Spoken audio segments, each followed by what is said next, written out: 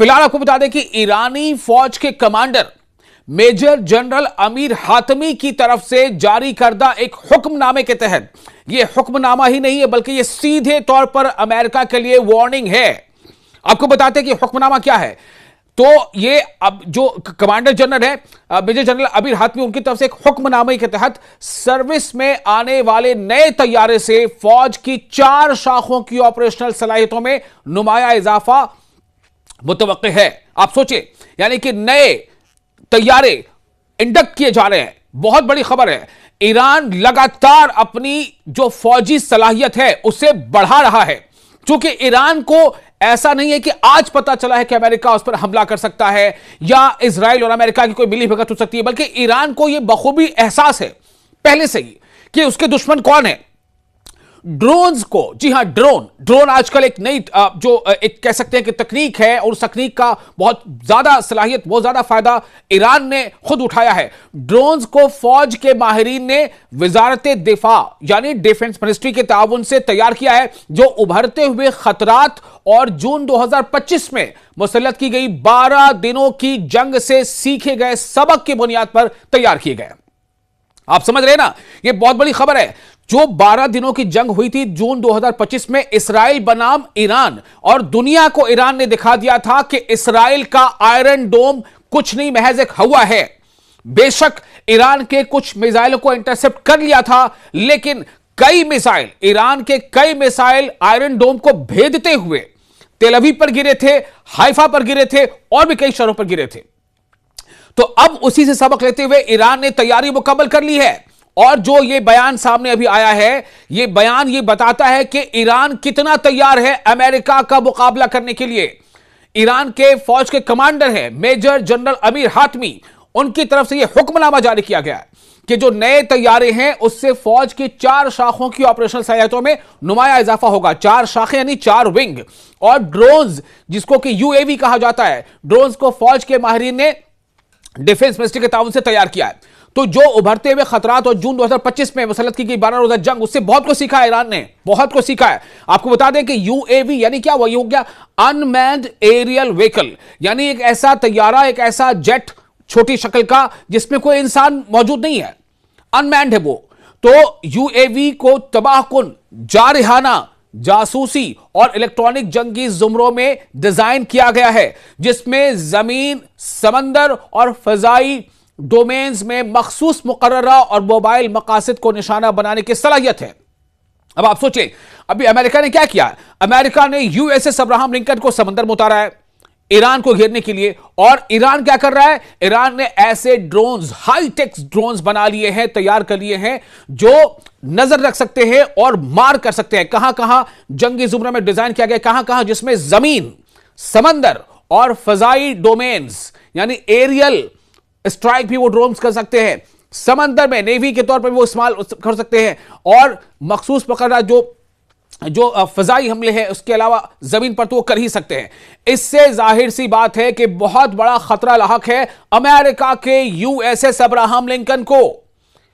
जमीनी और समुद्री ड्रोन्स की शमूलियत यानी उसको इंडक्ट कर लेना, उसको फौज में इस्तेमाल के लिए शामिल कर लेना, फौजी मकासद के लिए। तो इस हुक्मनामे के बाद मेजर जनरल हातमी ने कहा है कि मुस्तकबिल के खतरात यानी फ्यूचर के जो डेंजर्स हैं, जो अंदेशा है खतरा का, उसकी रोशनी में स्ट्रेटेजिक फायदे को बरकरार रखना और बढ़ाना फौज की मुस्तकिल तरजीह है। यानी ईरानी फौज लगातार अपनी कुव्वत में इजाफा करती चली जा रही है। कमांडर ने नोट किया है कि इन कोशिशों का मकसद तेजी से जंगी तैयारी को यकीनी बनाना और किसी भी जारहियत का मुंहतोड़ जवाब देना है। अब जाहिर सी बात है कि ऐसे मौके पर अगर तैयारी हो रही है तो किसके लिए हो रही है? कौन ईरान को घेरने की कोशिश कर रहा है? कौन ईरान पर हमले की कोशिश कर रहा है? कौन ईरान के आसपास अपनी फौजी ताकत को इकट्ठा कर रहा है? अमेरिका। तो ये निशाना किसके लिए है? अमेरिका के लिए। लेकिन साथ ही साथ आपको बता दें, जितना खतरा अमेरिका के उससे कहीं ज्यादा खतरा इसराइल को है। इसराइल इस बात को बखूबी समझ रहा है, क्योंकि इसराइल ने इसे भुगता है। 12 दिनों की 2025 के जून महीने की जंग में इसराइल ने महसूस किया है, ईरान की ताकत को भुगता है। वो ईरान की ताकत को उसने बाकायदा मुशाहिदा किया है। अमली नुक्ते नजर से देखा जाए तो इन बगैर पायलट फिजाई गाड़ियों यानी यूएवीज, जिसे कहते हैं ड्रोन कह लें, यूएवी कह लें, यानी अनमैन्ड एरियल व्हीकल को इंडक्ट करना इस अमर की अक्कास है। यह बताता है कि गैर इंसानी निजामों के जरिए कुव्वत में इजाफे को मुसल्लह और मुसलसल तरजीह दी जा रही है। यानी ईरान भी अब उन ममालिक पे रेस में खुद को शामिल ही नहीं कर चुका, बल्कि शायद यह कह लें कि फहरिस्त में आगे है। खासतौर पर वसाइल की महदूद दस्तयाबी और जदीद जंग के बदलते हुए मिजाज के तनाजुर में तबाहकुन, जारहाना, जासूसी और इलेक्ट्रॉनिक वॉरफेयर के किरदारों में ड्रोन सलाहियतों में तोसी के जरिए फौज इस बात का इशारा दे रही है, ईरानी फौज इशारा दे रही है कि वो यूएवीज को जिमनी असासों के बजाय मुश्तरका अस्करी कार्रवाइयों के बुनियादी अज्जा के तौर पर शामिल करने का इरादा रखती है। आपको याद होगा मैंने एक वीडियो में दिखाया था कि जो यूएसएस अब्राहम लिंकन है उसका एक aerial video recording, aerial video release किया था खुद ईरान के मिलिट्री ने, और यह बताया था कि यह हमारी नजर में है। अब आप सोचें कि यूएसएस अब्राहम लिंकन की वीडियो कैसे रिकॉर्ड की गई, ड्रोन के जरिए से, और यह एहसास कराया गया कि यह यूएसएस अब्राहम लिंकन जो है ना, जिस पर आपको बहुत नाज है अमेरिका को, वो हमारी पहुंच में है, हम जब चाहे इसे निशाना बना सकते हैं। खबरदार खबरदार अगर आपने किसी तरह की जंग की शुरुआत की। यानी कि ईरान यह एहसास करा रहा है कि अगर अमेरिका की तरफ से किसी भी तरह का हमला हुआ तो ईरान भी उसका भरपूर जवाब देगा। यह बार बार बात कही गई है। तो बर्री और बहरी, बर्री कहते हैं यानी कि जो जमीनी फौज, जमीन, और बहरी यानी समंदर, तो बर्री और बहरी दोनों प्लेटफॉर्म पर जोर इस बात की निशानदेही करता है कि मुख्तलिफ अस्करी शोबों के माबैन हम आहंगी यानी कोऑर्डिनेशन, क्रॉस डोमेन इंटर ऑपरेटिविटी को बेहतर बनाने की दानिस्ता कोशिश की जा रही है। यह अमर खास तौर पर मुतनाजा बहरी इलाकों यानी समुद्री इलाकों और साहिली माहौल में अहमियत रखता है, जहां मुसलसल निगरानी और तेज रफ्तार जवाबी हमले की सलाहियत फैसलाकुन बरतरी फराहम कर सकती है। तो बहरी असासों से यूएवीज, अनमैन्ड एरियल व्हीकल्स की तैनाती रिवायती रडार और गश्ती हुदूद से आगे हालात से आगाही में इजाफा करती है, जिससे मुखालिफिन की मनसूबाबंदी और रद्द-ए-अमल के औकात मजीद पेचीदा हो जाते हैं।